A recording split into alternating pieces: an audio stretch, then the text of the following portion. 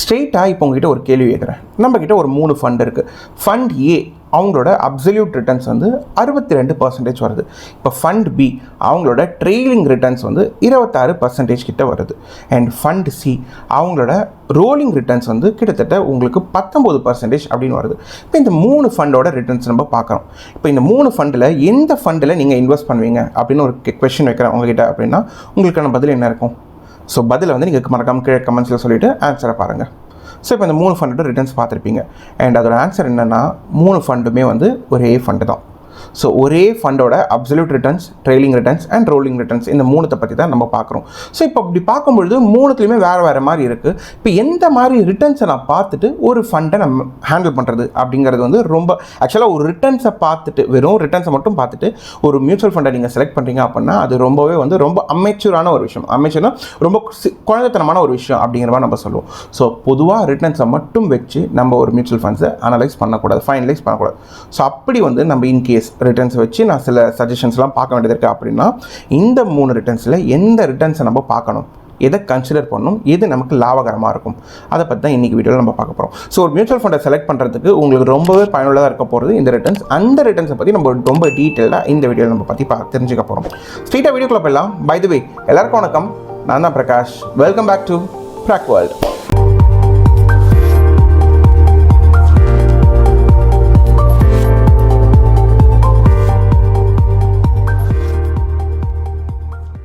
சரி, இப்போது நம்ம 3 டிஃப்ரெண்ட் டைப்ஸ் ஆஃப் ரிட்டர்ன்ஸை பற்றி பார்க்க போகிறோம். அண்ட் அது பார்க்குறதுக்கு முன்னாடி ஒரு டிஸ்க்ளைமர் மாதிரி என்ன விஷயம் அப்படின்னா இந்த 3 ரிட்டர்ன்ஸையும் நம்ம எக்ஸாம்பிள்ஸாக காட்டுறதுக்கு பராக் பாரிக் ஃப்ளெக்ஸி கேப் ஃபண்ட்ஸை பற்றி தான் நம்ம எடுத்துக்க போகிறோம். ஏன்னா அதுக்கு ஒரு லாங் ஹிஸ்ட்ரி இருக்குது. ஒரு 10 வருஷத்துக்கு மேலேயே அந்த ஃப்ளெக்ஸி கேப் ஃபண்டு பராக் பாரிக் கொடுத்து மார்க்கெட்டில் இருக்கிறதுனால அதை எக்ஸாம்பிளாக வச்சு நம்ம இந்த 3 ரிட்டர்ன்ஸையும் பார்ப்போம். ஸோ இது பார்க்குறதுனால இந்த ஃபண்டை நம்ம எந்த இடத்தாண்டியும் ப்ரொமோட்டோ இல்லாட்டி எங்கேயோ வந்து நம்ம வந்து கொடுக்கல, இதை வந்து நீங்கள் சஜஸ்ட் பண்ணல இதை வாங்குங்க அப்படின்ட்டு. ஜஸ்ட் ஒரு எக்ஸ்பெரிமெண்ட்டாக இல்லை ஒரு கற்றுக்கிறதுக்கு மட்டும் இதை நம்ம யூஸ் பண்ண போகிறோம். ஓகேவா?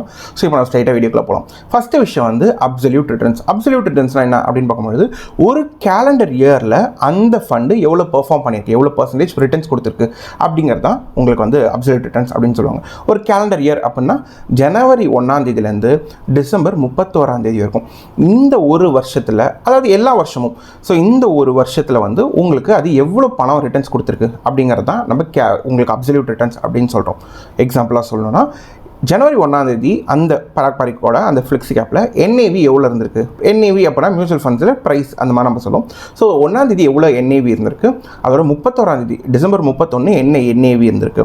இதை வச்சு நம்ம அப்சல்யூட் ரிட்டர்ன்ஸ் கண்டுபிடிக்க முடியும். இதுக்கு ஃபார்முலா எப்படி இருக்கும் அப்படின்னு பார்த்தா எண்ட் NAV மைனஸ் இந்த starting NAV divided by starting NAV into 100 அப்படின்னு போடும்போது நமக்கு பர்சன்டேஜாக வரும். ஸோ உங்களுக்கு இன்னும் லைவாகவே நம்ம அதை பற்றி பார்ப்போம். சரி, இது வந்து பராக் பாரிக் ஃப்ளெக்ஸி கேப் ஃபண்டு. இதோட பற்றி நம்ம டீட்டெயில் பார்க்க போகிறோம். நான் ஆல்ரெடி சொன்ன மாதிரி இப்போ 2024 டீட்டெயில்ஸ் நம்ம பார்க்கலாம். ஏன்னா 2025 வந்து நம்ம ஜூலை மாதம் தான் இருக்கும். ஸோ போன வருஷத்தோட டீட்டெயில்ஸ் பார்க்கும்பொழுது நம்ம இப்போ 24 டிசம்பரில் அது வந்து எவ்வளோ NAVயில் இருந்திருக்கு. NAVங்கிறது நம்ம எனக்கு தெரியும், இங்கே இந்த NAV இதோட விலை எவ்வளோ அப்படிங்கிறது தான் இதோட இது. டிசம்பர் 31 வந்து நமக்கு 87 ரூபாய் 66 பைசா அப்படிங்கிற மாதிரி இருக்குது. அது நம்ம இங்கே வந்து ஜஸ்ட் 87 ரூபாய் மைனஸ் இப்போ மைனஸ். அதே மாதிரி அதோட ஜனவரி மாதம் நமக்கு எவ்வளோ இருந்திருக்கு அப்படின்னு நம்ம பார்க்கணும். ஜனவரி 1 ஸோ ஜனவரி 1 வந்து நமக்கு 70.46 இருந்திருக்கு. ஸோ 70.46 இப்போ இதுதான் நமக்கு அந்த ஒரு வருஷத்தில் வந்த profit. So profit divided by இந்த 70.46 இது வந்து நம்மளோட அந்த NAV அந்த கேலண்டர் ஃபஸ்ட்டு ஆரம்பிச்சதுல அதோட ஸ்டார்டிங் பாயிண்ட். இப்போ இதை வந்து நம்ம இன்டூ 100 அப்படிங்கிற மாதிரி போட்டோம்னா நமக்கு எவ்வளோ பர்சன்டேஜ் போன ஒரு வருஷத்தில் வந்திருக்கு அப்படிங்கிற மாதிரி நமக்கு இங்கே காட்டிடும். நம்ம போன கேலண்டர் இயரில் 24% வந்து நமக்கு பராக் பாரிக் ஃபண்டு வந்து நமக்கு கொடுத்துருக்கு. இப்போ இந்த அப்சல்யூட் ரிட்டர்ன்ஸ் வந்து 24% அப்படிங்கிறது நமக்கு தெரிஞ்சிருச்சு. ஆனால் இந்த அப்சல்யூட் ரிட்டர்ன்ஸ் வந்து எப்படி நம்ம பயன்படுத்துறது? ஃபார் எக்ஸாம்பிள் பர்டிகுலராக ஒரு கேலண்டர் இயர் இப்போ 24ல் மார்க்கெட் ரொம்ப எப்படி மோசமாக இருந்திருக்கா, நல்லா இருந்திருக்கா, இல்லை இப்போ கோவிட் டைமில் மார்க்கெட் விழுந்துச்சு, அந்த மாதிரி நேரத்தில் இந்த ஃபண்ட் எப்படி பெர்ஃபார்ம் பண்ணுது. இல்லை ஒரு 23-24 வந்து மார்க்கெட் நல்ல ரேலி எடுத்தது, இந்த 22-23 மார்க்கெட் நல்ல ரேலி எடுத்தது, அந்த நல்ல மார்க்கெட் இருக்கிற டைமில் இந்த ஃபண்ட் எப்படி பெர்ஃபார்ம் பண்ணுச்சு இப்படின்ட்டு அந்த பர்டிகுலர் கேலண்டர் இயரில் இந்த ஃபண்ட் எப்படி பெர்ஃபார்ம் பண்ணுச்சு இந்த மாதிரி விஷயங்களில் அப்சல்யூட் ரிட்டர்ன்ஸை பார்த்து நம்மளால் கால்குலேட் பண்ண முடியும். பட் நம்ம எப்படியா கால்குலேட் பண்ண போகிறோம்? கரெக்டாக ஜனவரி 1 போட்டு டிசம்பர் 31 நம்ம எடுத்துருவோமா? கிடையாது. இப்போ நம்ம வந்து கடந்த ஒரு 3 வருஷம் நம்ம ஹோல்ட் பண்ண போகிறோம் இந்த ஃபண்டை, இல்லை ஒரு 5 இயர்ஸ் 10 இயர்ஸ் நான் ஹோல்ட் பண்ணுறேன் அப்படின்னா அந்த பர்டிகுலர் டைமுக்கு இந்த ஃபண்டு எப்படி பெர்ஃபார்ம் பண்ணியிருக்கு, இது நல்லா பண்ணியிருக்கா இல்லை கொஞ்சம் மோசமாக தான் பண்ணியிருக்கா அப்படிங்கிறத நம்ம ஒவ்வொரு கேலண்டர் இயரை வச்சு பார்க்க முடியாது. ஓவராலாக ஒரு 5 வருஷத்துக்கு 10 வருஷத்துக்கு இது எப்படி பண்ணியிருக்கு அப்படிங்கிற விஷயம் தான் நமக்கு தேவை. ஆனால் அந்த விஷயங்களை உங்களால் அப்சல்யூட் ரிட்டர்ன்ஸில் பார்க்க முடியாது. ஸோ பட் இந்த ஃபண்டு நல்லா பண்ணியிருக்கா இல்லையாங்கிறது ஓவரால் டைம் பீரியடை வச்சு மட்டும்தான் டிசைட் பண்ண முடியுமே தவிர அந்தந்த கேலண்டர் இயரை வச்சு டிசைட் பண்ண முடியாது. இன்னொரு ஒரு பாயிண்ட் என்ன அப்படின்னா, கேலண்டர் இயர் நம்ம பார்க்கும்பொழுது இந்த இடங்களில் உங்களுக்கு காம்பவுண்டிங் வேலை செய்யாது.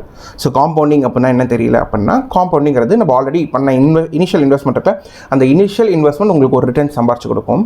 அது மட்டும் இல்லாமல் நீங்கள் ரிட்டர்ன் சம்பாரிச்சு கொடுத்த அந்த ரிட்டர்ன்ஸ் இருக்குல்ல, உங்களுக்கு வந்து லாபம் இருக்குல்ல, அந்த லாபமும் உங்களுக்கு ஒரு ரிட்டர்ன் சம்பாரிச்சு கொடுக்கும். நீங்கள் அதாவது வட்டி, அந்த ஒரு அசல், அந்த மெயின் பிரின்சிபல், அது ஒரு இன்ட்ரெஸ்ட் கொடுக்குது. அந்த இன்ட்ரெஸ்ட்டும் உங்களுக்கு ஒர்க் ஆகி இன்னொரு இன்ட்ரெஸ்ட் கொடுக்குது. இந்த மாதிரி இன்ட்ரெஸ்ட் சொல்லிட்டு வட்டி கூட்டி போட்டு இது மாதிரி இதை வந்து கூட்டு வட்டி அப்படிங்கிற மாதிரி சொல்லுவாங்க. ஸோ இதுதான் வந்து காம்பவுண்டிங் இன்ட்ரெஸ்ட் அப்படிங்கிற மாதிரி சொல்லுவாங்க. இப்போ இந்த காம்பவுண்டிங் இன்ட்ரெஸ்ட் அப்படிங்கிறது வந்து உங்களுக்கு இந்த அப்சல்யூட் ரிட்டர்ன்ஸில் ஒர்க் அவுட் ஆகாது. இது வந்து ஓவர் த லாங் ஸ்பேன் பார்க்கும்பொழுது தான் உங்களுக்கு ஒர்க் அவுட் ஆகும். அந்த காம்பவுண்டிங் இன்ட்ரெஸ்ட் ஒர்க் அவுட் ஆகணும், அதையும் நம்ம கன்சிடர் பண்ணி நம்மளோட ரிட்டர்ன்ஸை கேல்குலேட் பண்ணணும் அப்படிங்கிறதுக்காக வந்தது தான் ட்ரெய்லிங் ரிட்டர்ன்ஸ். ட்ரெய்லிங் ரிட்டர்ன்ஸ் அப்படின்னா ஒன்றும் இல்லை, CAGR, compounded annual returns growth அப்படிங்கிறது. அதை பற்றி நம்ம ஆல்ரெடி ரொம்ப டீட்டெயிலாக ஒரு வீடியோ பார்த்தோம்னா லாஸ்ட்டாக, அந்த வீடியோ பார்க்கலாம், நான் எங்கேயாச்சும் லிங்க் கொடுக்குறேன், அதையும் செக் பண்ணி பாருங்கள். சரி, பொதுவாக நம்ம வந்து ரிட்டர்ன்ஸ் அப்படின்னு நம்ம பேசுனாலே, இப்போ அது மியூச்சுவல் ஃபண்டு வாங்குறதா இருந்தாலும் எது இருந்தாலும் ரிட்டர்ன்ஸ் எவ்வளோ ரிட்டர்ன்ஸ் கொடுத்தது அப்படின்னா பொதுவாக நம்ம வந்து CAGRல தான் நம்ம வந்து பதிலே சொல்லுவோம், ட்ரெய்லிங் ரிட்டர்ன்ஸில் தான் பதிலே சொல்லுவோம். அதாவது கடந்த 5 வருஷத்தில் இந்த ஃபண்டு எப்படி பண்ணியிருக்கு, ஓகே ஒரு 25% பண்ணியிருக்கு, 20% பண்ணியிருக்கு அப்படின்னு நம்ம சொல்கிறோம். இந்த ஃபண்டு ஒரு 20% 25% அப்படி பண்ணியிருக்கு, 15% பண்ணியிருக்கு அப்படின்னாலே நம்ம வந்து ட்ரெய்லிங் ரிட்டர்ன்ஸில் தான் பொதுவாகவே எல்லாருமே சொல்லுவாங்க, அதாவது CAGR தான் சொல்லுவாங்க. ஸோ இந்த CAGR அப்படி என்னென்னா, இப்போ இந்த PPF இந்த இப்போ உங்களுக்கு இந்த லைவும் காட்டுறேன். இப்போ நீங்கள் வந்து இந்த பராக் பாரிக் ஃபண்ட் இருக்குல்ல, இந்த பராக் பாரிக் ஃபண்டில் வந்து கடந்த 5 வருஷத்தில் அது என்ன CAGRல கொடுத்துருக்குன்னா நியர்லி 26.34% கொடுத்துருக்கு. இப்போ 3 வருஷத்தில் எவ்வளோ கொடுத்துருக்கு அப்படின்னா 25.6. கடந்த ஒரு வருஷத்தில் நமக்கு CAGR தேவைப்படாது, ஏன்னா ஒரு வருஷத்துங்கிறதே நமக்கு தெரிஞ்சிடும். ஸோ இந்த மாதிரி 3 வருஷம் 5 வருஷம் 10 வருஷம் சொல்லிட்டு நம்ம CAGRல தான் கேல்குலேஷன் பண்ணுவோம். சரி, CAGR அப்படின்னு நம்ம பார்த்தோம்னா அது வந்து ஒரு பாயிண்ட் டு பாயிண்ட் ரிட்டர்ன்ஸ் அப்படிங்கிற மாதிரி நம்ம சொல்லுவோம். அதாவது இப்போ இன்னைக்கு தேதி வந்து ஜூலை 8ஆம் தேதி. இப்போ இன்னிலேருந்து கரெக்டாக அது வந்து 5 வருஷம் பின் போய் 9ஆம் தேதி 9th ஜூலை 2020 அன்னிலேருந்து 5 வருஷம் 8 ஜூலை 2025 இந்த 5 வருஷத்துக்கு எப்படி ரிட்டர்ன்ஸ் பெர்ஃபார்ம் பண்ணியிருக்கு, ஒவ்வொரு வருஷமும் காம்பவுண்டடாக அப்படிங்கிற மாதிரி ரிட்டர்ன்ஸை தான் அது வந்து கொண்டு வந்து கொடுக்கும் நமக்கு. ஸோ இதனால தான் இது வந்து பாயிண்ட் டு பாயிண்ட் அப்படிங்கிற மாதிரி சொல்லுவோம். 5 வருஷம் அப்படின்னு போகும்போது கரெக்டாக 5 வருஷம் பின்னாடி போயிடும், 3 வருஷம் அப்படிங்கும்போது கரெக்டாக அந்த தேதிக்கு 3ஆவது வருஷம் போயிடும். ஸோ இந்த பாயிண்ட்லேருந்து இந்த பாயிண்ட்டுக்கு எவ்வளோ ரிட்டர்ன்ஸ் இந்த ஃபண்டு கொடுத்துருக்கு அப்படிங்கிறது தான் இந்த CAGR வந்து உங்களுக்கு வந்து புரிய வைக்கும். அண்ட் ஆல்சோ ரொம்ப முக்கியமே வந்து இந்த CAGRல வந்து நம்மளோட ரிசல்ட் அந்த காம்பவுண்டிங் இருக்கலாம், அந்த காம்பவுண்டிங்கும் இது கன்சிடர் பண்ணி இந்த CAGR வந்து நமக்கு எவ்வளோ ரிட்டர்ன்ஸ் கொடுத்துருக்கு அப்படிங்கிற மாதிரி கன்சிடர் பண்ணி தான் நமக்கு சொல்லும். இப்போ உங்களுக்கு ஒரு கேள்வி வைக்கிறேன் இந்த இடத்தாண்ட. இப்போ ஃபண்ட் A ஃபண்ட் B அப்படின்ட்டு 2 ஃபண்ட் இருக்குது. இந்த ஃபண்ட் ஏவும் உங்களுக்கு வந்து 15% CAGRல கடந்த ஒரு 10 வருஷத்தில் மூவ் ஆகிருக்கு அப்படின்னு வச்சுக்கோங்க. ஃபண்ட் B அவங்க என்னென்னா அவங்க கடந்த 10 வருஷத்தில் 15% CAGRல மூவ் ஆகிருக்காங்க. இப்போ இந்த ஃபண்ட் A ஃபண்ட் Bல எந்த ஃபண்டில் நீங்கள் இன்வெஸ்ட் பண்ணுவீங்க அப்படின்னு கேள்வி கேட்டால் அதுக்கு ஒரு பதில் இருக்கா? கஷ்டம் தானே. இப்போ ஒரு இமேஜ் உங்களுக்கு காட்டுறேன், இந்த இமேஜ் வச்சு நீங்கள் கிளாரிஃபை பண்ணி பாருங்கள். இப்போ இந்த இமேஜ் நீங்கள் பார்க்குறீங்களா, இங்கே 2 ஃபண்ட் இருக்குது. இப்போ அதில் வந்து பச்சை கலரில் இருக்கிறது க்ரீன் கலரில் இருக்கிறது ஃபண்ட் A, இப்போ ஃபண்ட் B. இப்போ நீங்கள் இந்த ரெண்டு இமேஜும் பார்க்குறீங்களா, இப்போ இந்த இடத்தாண்ட ஒரு பதில் சொல்லுங்கள். ஈஸி, கரெக்டாக? ஆப்வியஸாக பல பேர் வந்து க்ரீன் கலர் ஃபண்டு தான் சொல்லுவோம். ஏன் அப்படின்னா அங்கே வாலட்டைல் கிடையாது, அதாவது ஏற்ற இறக்கங்கள் ரொம்ப கம்மியாக இருக்குது. அதே 15% தான், ரெண்டுமே ஒரே தான் ஸ்டார்ட் ஆகுது, எண்டிங்கும் ஒரே தான் முடியுது. ஆனால் ஃபண்ட் Bயில் பார்க்கும்பொழுது அது வாலட்டைல் ஏற்ற இறக்கம் ரொம்ப அதிகமாக இருக்குது. ஃபண்ட் Aல அவ்வளோ ஏற்ற இறக்கங்கள் கிடையாது. சிம்பிளில் இப்போ ஒரு முடிவெடுங்க அப்படின் போது பல பேர் ஃபண்ட் Aவே எடுப்பாங்க. ஸோ இதுதான் பாயிண்ட்டு. CAGRல பார்க்கும்பொழுது இந்த பாயிண்ட் டு பாயிண்ட், இந்த ட்ரெய்லிங் ரிட்டர்ன்ஸில் பாயிண்ட் டு பாயிண்ட் நம்ம ரிட்டர்ன்ஸ் வரும். ஆனால் அந்த பாயிண்ட் டு பாயிண்டில் அந்த 5 வருஷம் கேப்பில் இது எவ்வளோ ஏற்ற இறக்கங்களை பார்த்துச்சு, எந்த அளவுக்கு வாலட்டைல் அதை ஹேண்டில் பண்ணுச்சு, எவ்வளோ ஃப்ளக்சுவேஷன்ஸை ஹேண்டில் பண்ணுச்சு அப்படிங்கிற டேட்டாஸ் எதுவுமே உங்களுக்கு CAGRல கேப்சர் ஆகாது. ஸோ இந்த ப்ராப்ளமை சால்வ் பண்ணதுக்கு வந்தது தான் நமக்கு ரோலிங் ரிட்டர்ன்ஸ் அப்படிங்கிறது. சரி, இப்போ ரோலிங் ரிட்டர்ன்ஸ்னால் என்ன அப்படிங்கிறத பார்ப்போம். இதை கொஞ்சம் கேர்ஃபுல்லாக கவனிங்க, அப்போ இது கொஞ்சம் புரியும். ஃபார் எக்ஸாம்பிள், இப்போ அதே பராக் பாரிக் ஃப்ளெக்ஸி கேப் ஃபண்டு ஒரு 10 வருஷம் அதோட ஹிஸ்ட்ரி இருக்குது அப்படின்னு வச்சுக்கோங்க. அதாவது 2016 2025 இந்த 10 வருஷம் அந்த ஃபண்ட் இருக்குது அப்படின்னு கன்சிடர் பண்ணிக்கோங்க. இப்போது எனக்கு கடந்த 5 வருஷத்தில் அந்த ஃபண்ட் எப்படி பெர்ஃபார்ம் பண்ணுச்சு அப்படிங்கிறத நான் தெரிஞ்சுக்கணும். அப்படின்னா நம்ம ஆல்ரெடி பார்த்தோம், நம்ம இந்த CAGRல வந்துட்டு லாஸ்ட் இந்த ஜூலை ஜூலை 9 2020 ஜூலை 8 அதாவது இன்னைக்கு டேட்டு ஜூலை 8 2025 இந்த 5 வருஷத்துக்கு அது எவ்வளோ ரிட்டர்ன்ஸ் கொடுத்துருக்கு அப்படிங்கிறது காட்டுச்சு கரெக்டாக. ஆனால் இதே நீங்கள் ரோலிங் ரிட்டர்ன்ஸ் எடுத்தீங்க அப்படின்னா இந்த 10 வருஷத்தையும் அது கன்சிடர் பண்ணிக்கும். 10 வருஷத்துலையும் கன்சிடர் பண்ணிவிட்டு அதே மாதிரி ஜூலை 9 2016 அங்கே ஆரம்பித்து உங்களுக்கு ஜூலை 8 2020 அதுக்கு போகும். இது உங்களுக்கு ஒரு 5 வருஷம் கன்சிடர் ஆகிடுச்சா. அதே மாதிரி அடுத்து மறுபடியும் இந்த 9ஆம் தேதி ஆச்சா மறுபடியும் 10ஆம் தேதி ஜூலை 10 இங்கே உங்களுக்கு அங்கேருந்து அடுத்து ஒரு 5 வருஷத்துக்கு கேல்குலேட் பண்ணணும் அப்படின்னு பார்க்கும்போது உங்களுக்கு ஜூலை 9 2020 வரும். இந்த மாதிரி ஒவ்வொரு 5 வருஷத்தையும் அது கேல்குலேட் பண்ணிகிட்டே வரும். இந்த மாதிரி மல்டிபிள் நேர்லி உங்களுக்கு ஒரு 1500 2000 வேரியேஷன்ஸ் உங்களுக்கு இதில் கிடச்சிட்டே இருக்கும். இந்த மாதிரி எல்லா 5 வருஷம் டைம் ஃப்ரேமையும் அதை எடுத்து அதுக்கான ரிட்டர்ன்ஸ் வச்சுக்கிட்டே இருக்கும்.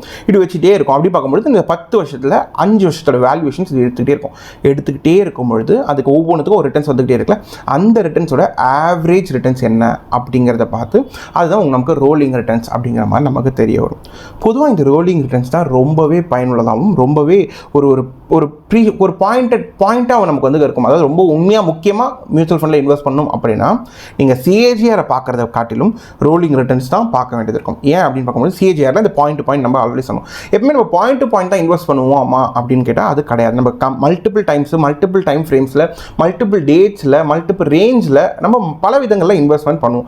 அப்படி பண்ணும்பொழுது அந்த பாயிண்ட் டு பாயிண்டில் இன்வெஸ்ட் பண்ணால் உங்களுக்கு இந்த 26% கிடச்சிருக்கலாம் கடந்த 5 வருஷத்தில். ஆனால் நம்ம அப்படி பண்ண மாட்டோம்.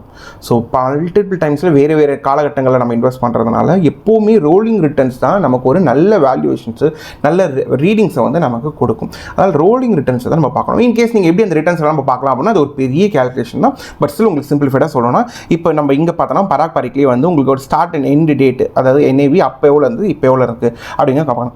இப்போ நம்ம உங்களுக்கு நான் அந்த கடைசி அந்த 5 வருஷம் இங்கே நம்ம போட்டுக்கிறோன்னு வச்சுக்கோங்களேன். லைக் 2020 இப்போ நான் ஜூலை மாதம் நம்ம ஆல்ரெடி சொன்ன மாதிரி நான் இப்போ ஜூலை 1ஆம் தேதி போடுறேன்னு வச்சுக்கோங்க. ஜூலை 1ஆம் தேதியிலேருந்து இந்த எண்ட் டேட்டு அதே மாதிரி ஜூலை இப்போ ஒரு 3ஆம் தேதி நான் போட்டுக்கிறேன்னு வச்சுக்கோங்க.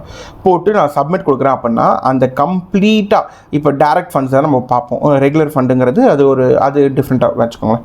ஸோ டேரெக்டாக அந்த டேட்ஸில் என்னென்ன NAV இருக்குது அப்படிங்கிற மாதிரி பார்த்தோம். இந்த மாதிரி 5 வருஷத்தோட டேட்டா சேர்த்து ஒவ்வொரு 5 வருஷத்துக்கும் அந்த டைம் ஃப்ரேம்ஸை எடுத்து எல்லா அந்த 5 வருஷத்துலையும் இந்த NAV இருக்குல்ல இது எல்லா NAVயுமே கேல்குலேட் பண்ணி அது எவ்வளோ ரிட்டர்ன்ஸ் கிடைக்குது அப்படிங்கிறத 5 வருஷத்துக்கும் இண்டிவிஜுவல் 5 வருஷத்துக்கும் எடுத்துகிட்டு அதோட ஆவரேஜ் வச்சு நமக்கு கொடுக்கும். அப்படி பார்க்கும்பொழுது இது கிட்டத்தட்ட 19-20% அப்படிங்கிற மாதிரி வரும்.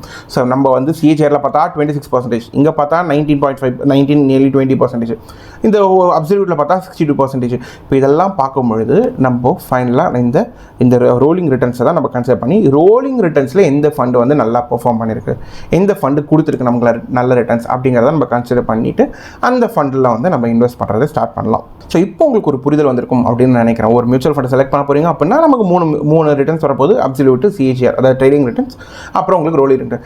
இதில் நம்ம எந்த ஃபண்டை பார்க்கணும் எதை எப்பப்போ பார்க்கணும் அப்படிங்கிற மாதிரி கம்ப்ளீட் பிக்சர் உங்களுக்கு கிடச்சிருக்கும். அண்ட் இப்போ எனக்கு ஒரு நம்பிக்கை இருக்குது. இந்த வீடியோ கிடச்சிருக்கும் பார்த்ததுக்கும் ரொம்ப நன்றி. அப்படி பார்த்துருக்க பல மக்களுக்கு ஒரு மியூச்சுவல் ஃபண்டை செலக்ட் பண்ணும்போது எந்தெந்த ஆங்கிளில் நான் பார்க்கணும் ரிட்டர்ன்ஸ் நம்ம போயிட்டோம் அப்படின்னா எதெல்லாம் பார்க்கணும் அப்படிங்கிற ஒரு கிளியர் பிக்சர் கிடச்சிருக்கும். இந்த வீடியோ உங்களுக்கு ரொம்ப பயனுள்ளதாக இருக்கும் அப்படின்னு நான் நம்புறேன். அப்படி இருந்துச்சு அப்படின்னா அது உங்கள் ஃப்ரெண்ட்ஸ் அண்ட் ஃபேமிலிக்கும் ஷேர் பண்ணுங்கள். அவங்களுக்கும் இது கொஞ்சம் பயனுள்ளதாக இருக்கும். அண்ட் இந்த சேனல் வளரணும் அப்படின்னா நீங்கள் உங்களோட ஹெல்ப்பை காட்டுற மாதிரி சேனலுக்கு வீடியோக்கு லைக் சப்ஸ்கிரைப் பண்ணிவிட்டு பக்கத்தில் பெல் ஐக்கானையும் கிளிக் பண்ணுங்கள். மறுபடியும் ஒரு நல்ல இன்ஃபர்மேட்டிவ் வீடியோ உங்களை மீட் பண்ணுறேன். Till then take care, have a nice day. பிராக் வேர்ல்ட்.